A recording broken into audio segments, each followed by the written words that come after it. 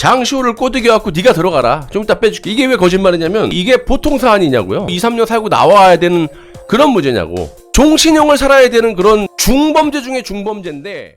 예, 반갑습니다. 빵식이 TV 빵식입니다. 여러분도 잘 아시겠지만 이 박근혜 대통령 탄핵은 크게 두 가지죠. 뭐 여러 가지 사유를 들었지만 어쨌든 결론적으로 보면 K미르스포츠재단의 뇌물 출연 안종범 청와대 경제수석이 박근혜 대통령 조남을 팔아가지고 수백억 원대 뇌물을 출연해라, 받아와라, 뜯어와라, 이렇게 K미르스포츠재단이 있고, 또 하나는 JTBC에서 이 조작 날조 보도했던 태블릿 PC 플러스 장시호가 자신의 변호사를 통해 특검에 제출했던 장시호 태블릿 PC, 이렇게 국정농단 관련 태블릿 조작 두 가지가 있었죠. 여러분도 아시다시피 박근혜 대통령을 아직까지 객관적으로 배신하지 않은 그런 사람을 뽑으라면 저는 단언컨대 최소원 씨를 뽑는다고 지난 방송에서 말씀을 드렸습니다. 첫 번째 태블릿 PC는 김한수 전 행정관이 SK텔레콤과 공모해서 계약서 위조를 통해 본인이 사용하고 본인이 개통하고 요금도 낸 그 태블릿 PC를 국정농단으로 박 대통령과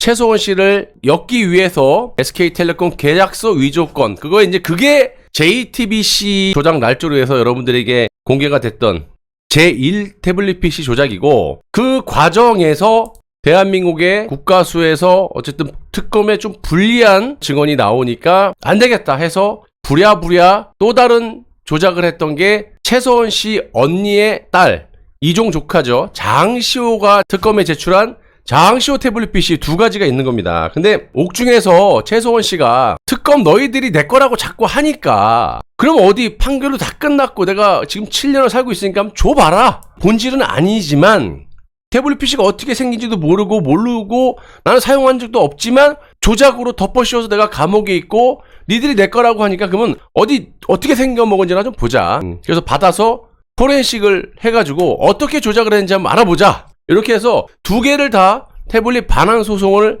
했고 진행 중입니다. 근데 두 개 다 지금 승소를 하고 판사가 돌려줘라, 최소원 거니까 돌려줘, 이렇게 했는데도 돌려주지 않고 계속 항소심을 지금 절차를 밟고 있는 상황이죠. 근데 여러분, 제가 방송을 여러 차례 해드렸지만 JTBC 태블릿 PC 말고, 계약서 위조건 말고 장시호가 제출한 제2 태블릿 PC는 과학적인 그 포렌식 검증이 다 끝났어요. 그래서 너무나 많은 조작 증거들이 빼도 박도 하지 못할 정도로 다 지금 밝혀져 있는 상황 아닙니까? 그걸 들고 지금 송영길이하고 좌파하고 지금 하고 있는데, 그거는 제가 밝혀낸 게 아니니까 거기에 대해서 더 이상 내가 말은 안 하겠습니다. 그렇게 하든지 말든지. 그래서 장시호가 제출한 그 태블릿 PC는 이미징 파일, 본체, 여기 있는 태블릿 PC 본체 말고 안에 있는 그 내용을, 사본을 양쪽, 검찰과 변희재 쪽이 이렇게 받아서, 그러니까 쉽게 얘기하면 껍데기는 필요 없는 거죠. 안에 있는 내용에 대한 이미징 파일을 포렌식을 해보니까 거기에 특검의 검사 얼굴도 찍혀 있고, 또 써서는 안 되는 그런 ADB라는 프로그램, 그러니까 영구적으로 포렌식이 복원이 안 되게끔 하는 그런 흔적들도 나왔고, 너무나 많은 그 조작 증거들이 나와 있는 상태잖아요. 그래서 지금 코너에 몰려 있는 상태인데, 오늘 다룰 문제는 제2 PC입니다. 장시호 태블릿 PC인데 한동훈 법무부에서 장시호를 증인으로 부르겠다라고 이렇게 얘기를 하고 있어요. 아시다시피 여지까지 태블릿 재판 과정을 수년을 겪으면서 증인을 신청하면 다 거부를 당했었어요. 근데 다른 사람도 아니고 장시호 태블릿 조작이 다 밝혀져 있는 상태에서 항소 이유가 장시호를 증인으로 하겠다. 좀 깜짝 놀랐고 머리가 막 돌아가기 시작한 거야. 아니, 장시호가 누군데 조작에 가담을 했고 얼마 전 1심 판결도 어떻게 났습니까? 장시호가 얘기한 거는 다 거짓말이다. 공범으로 봐야 된다. 판결문을 너무 제가 방송을 한 2차례 해드렸지만 장시호의 그 진술들의 일거수일투, 그 모든 것들을 판사가 부정하고 이건 믿을 수 없어, 말이 안 돼, 거짓말이야 라고 판시를 한 적이 있었어요. 이 건에 대해서 항소를 한 한동훈 법무부 장관이 장시호를 느닷없이 증인으로 부르겠다. 여러분들 어떻게, 난 좀 충격 먹었는데. 자, 일단 최소원 씨가 어쨌든 원고가 되는 겁니다. 최소원 씨가 태블릿 니네들이 내 거라고 하니까 돌려줘. 법무부에서는, 특검은 야 못 돌려줘. 주문 끝장나 이런 상황이지 않습니까? 더군다나 장시호 태블릿 PC는 이미징 파일 포렌식이 다 돼서 조작들이 다 밝혀져 있는 상태예요. 그리고 1심 판결문을 보시면 좀 이따 말씀을 드리겠지만 어마무지한 판결문 내용이 있죠. 어쨌든 이 최소원 씨에게 제2 태블릿 PC라고 불리우는 장시호 태블릿 PC를 반환해라 돌려줘 이런 판결에 지금 불복을 하고 항소를 제기한 법무부 장관 한동훈이 최근 항소 이후에서 장시호를 증인으로 부르겠다 이렇게 지금 밝혀져서 정말 충격을 먹지 않을 수가 없는 상황이 돼버렸습니다. 여기에 대해서 우리가 제 생각과 또 여러분 생각은 어떤지, 왜 이런 상황을 만들고 있는지 여러분들도 한번 판단을 한번 해보시기 바랍니다. 제2 태블릿 PC라고 불리우는 이 장시호 태블릿 PC 반환 소송에서 대한민국에 대해 소송을 했는데 이제 대리를 맡고 있는 법무부죠. 지난 1일 법원 유채동산 인도에 항소 이유서를 법무부에서 제출을 했는데 원고 최소원 씨의 1심 승소 판결이 나온 지 2달여 만에 지금 이게 나온 겁니다. 항소 이유가 여기서 다투지 않은 이 사건 재판 과정에서 문제가 된 장시호 관련 내용, 특히 2016년 10월 24일 이후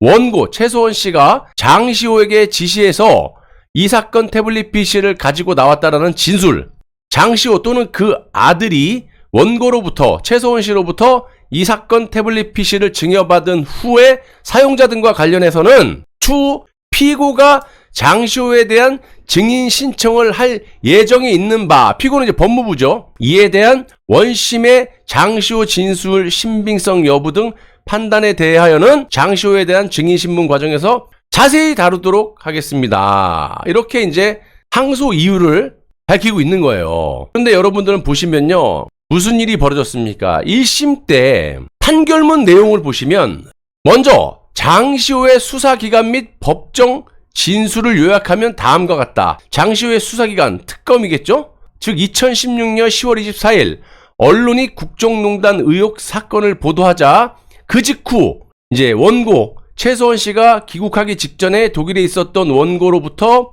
전화 연락을 받았는데 장시호가 최소원 씨가 장시호에게 본인의 집 금고 안에 남아있는 물건이 있는지 확인을 하고 컴퓨터와 이 사건 압수물 등을 다 치워라 이렇게 지시해서 장시호가 직원 2명을 데리고 원고의 최소원 씨 집에 가갖고 금고 안에 있던 현금, 주식, 서류 등을 가지고 나오는 한편 컴퓨터는 그대로 두고 이 사건 압수물, 태블릿 PC죠. 이거는 최소원 씨가 야 필요 없으니까 알아서 해. 이렇게 말해가지고 이 사건의 압수물만 들고 나왔다라는 게 장시호의 법정 진술이에요. 자, 그래서 법원의 판결은 어떻게 나왔냐? 최소원 씨의 손을 들어주면서 판결문 내용이 너무나 디테일하고 옛날에 방송 제가 링크 한번 걸어드릴게요, 나중에.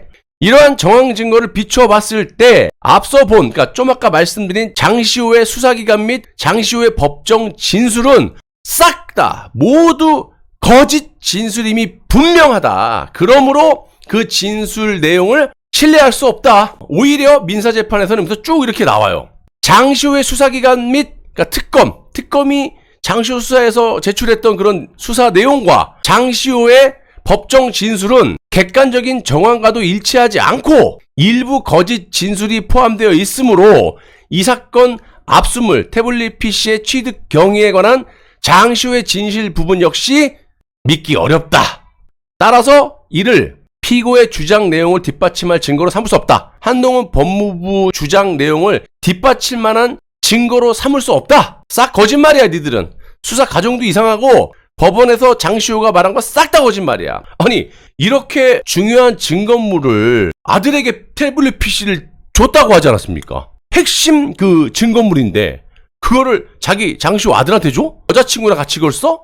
말이 안 돼요. 이게 다 싹 다 거짓말이다. 1심에서 그렇게 판결을 하고 다 거짓말이야. 특검 수사 과정부터 장시호 네가 말한 거 다 맞지가 않아. 그래서 최소원 씨 승.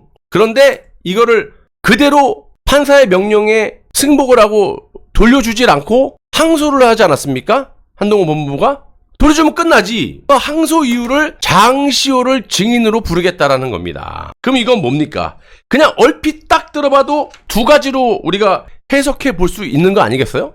한 가지는 이거는 이제 태블릿 조작을 했던 특검 쪽에 유리한 쪽으로 해석해 봤을 때 장시호 이거 좀 띨띨하다고 생각했을 수도 있는 거 아니야. 장시호를 재판정에 불러가지고 온팡 뒤집어 씌우는 거지. 아니면 장시호와 미리 딜이 돼서 야 이거 빼도 박도 못하니까 일단 우리가 권력은 갖고 있어야 되잖아. 권력으로 너를 빼줄게. 이거 완전 빼도 박도 못 다 죽게 생겼다. 차라리 권력을 갖고 있는 우리가 권력을 지키면서 네가 뒤집어 쓰고 들어가라. 네 이모처럼 들어가서 우리가 빼줄게. 요런 거짓말을 쳤을 수도 있는 거지. 왜 거짓말이냐면 이게 어디 그냥 뭐 어디 동네에서 태블릿 PC 물건을 훔치고 돈 훔치는 그런 정도의 사안이 아니잖아요. 현직 대통령을 조작으로 탄핵시키고 구속시켰던 그런 부분들이 과학적인 그 태블릿 PC 분석 결과로 본인들이 조작했던 게 나온 게 제2 장시호 태블릿 PC인데 그 재판의 1심 판결이 판사가 특검 수사 과정이나 재판정에서 진술한 장시호 네 말은 다 거짓말이야. 그러니까 돌려줘. 근데 그 1심 패소했던 한동훈 법무장관이 2심에 항소 이유를 장시호를 증인으로 부르겠다? 이거는 논리적으로 말이 안 맞는 거지. 이건 예측이지만 우리가 추론이지만 장시호를 꼬드겨갖고 네가 들어가라. 좀 이따 빼줄게. 이게 왜 거짓말이냐면 좀 전에도 말씀드렸다시피 이게 보통 사안이냐고요. 이게 뭐 2, 3년 살고 나와야 되는 그런 문제냐고. 종신형을 살아야 되는 그런 중범죄 중에 중범죄인데 이렇게 애들로 갖고 꼬드겼을 수도 있는 거고. 그래서 이거를 태블릿 PC 조작을 장시호에게 덮어 씌우면서 일단락을 시키면서 끝내버리려고 그렇게 하는 게 아니냐. 안 그러면 어떻게 장시호를 증인으로 부릅니까?